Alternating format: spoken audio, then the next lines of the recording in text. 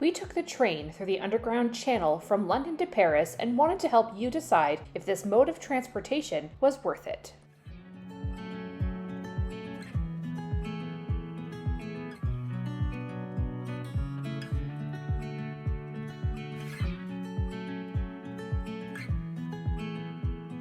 We got here about an hour and a half early, and so the thing is that if you get here early enough, then you at least can go across to King Street Station as just like a little stopover and go to the platform 9 3/4, and that way at least you can do something. However, an hour and a half early, and you still need to line up, right? Like almost, honestly, if you got here 2 hours early, at least you'd be at the top, the front.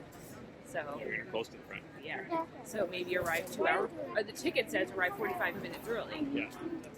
We're an hour and a half, and it's already this long. Yeah. So this is how close we are to the end, and then we gotta go all the way up there to the glass building before we can even get inside. To the other line. To the other line. All right, it is about 45 minutes until the train goes, which is actually the time they tell us to arrive. The lineup had gone down the entire building around the corner. We are finally just doing a bit more moving. Now, I think they've just started letting our train time into the building.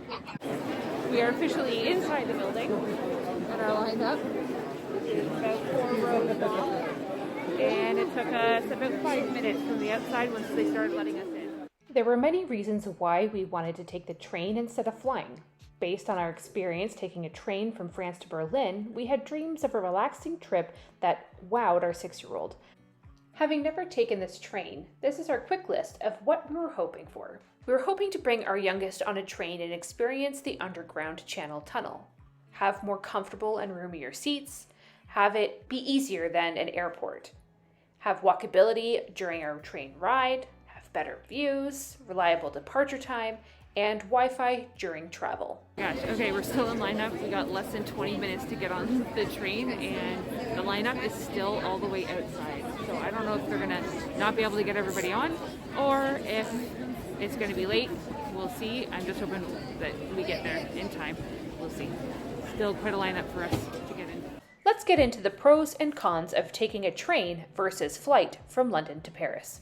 As you can tell, we weren't happy with the process, so let's start there with our cons. We had anticipated that a train station would be less stressful than an airport, but this proved to be wrong. Standing in the lineup with all our luggage and our kids for 2 hours wasn't pleasant. At airports, we have the ability to check in online and have generally had an easier time going through security, although they look remarkably the same, and to then be able to sit in a waiting area before we board.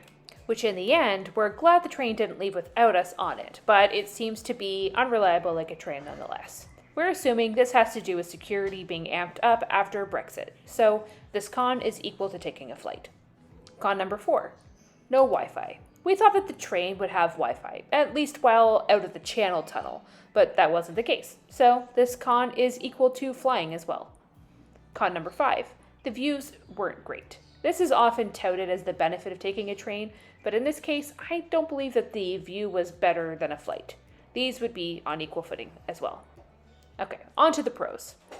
Pro number 1, more room in the seats. We had the benefit of being seated facing each other, which offered more open, roomier space, but the other seats would have been only slightly bigger than the flight. Pro number 2, walkability while the train moves. However, on an airplane ride, it would have only been 1 hour, and so not as necessary either. Pro number 3, arrival was pretty easy. You go through Paris customs before you get on the train, so you don't have the hassle afterward, and you're already in the city, so transportation to your accommodations can be easier. Would we take the train again? No. But that's because we're cheap, and when the pros aren't strong enough, we prefer to save money. However, a train might be a good option for the person who prefers ground transportation or struggles more with enclosed spaces. If you want to experience the underground channel tunnel, then we have a few tips to help make it a smoother experience. Number 1, knowing what you're getting yourself into will help set expectations. Prepare for long lineups and delayed departures, and if that doesn't happen, then it's a bonus. Number 2, don't take the train on a Saturday. That was a big mistake on our part. Midweek would likely be much closer to the experience we had hoped for. Number 3, pack food. The food on the train is expensive, much like a flight, and so having your own snacks will save you money. 4. If you take the train on a weekend, then come 2 hours early so that you can spend more time waiting on the train than in the lineup. Number 5.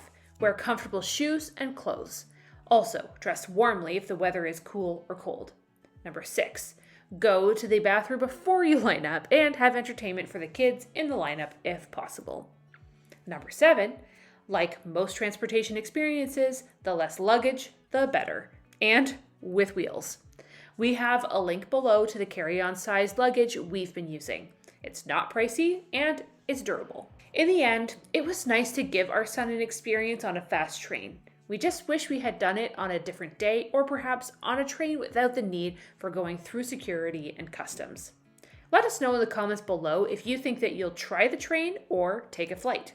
We're a family that's pursuing our travel dreams, here to give you a glimpse into this life, both the amazing parts and the struggles, in hopes that we inspire, entertain, and inform your travels too.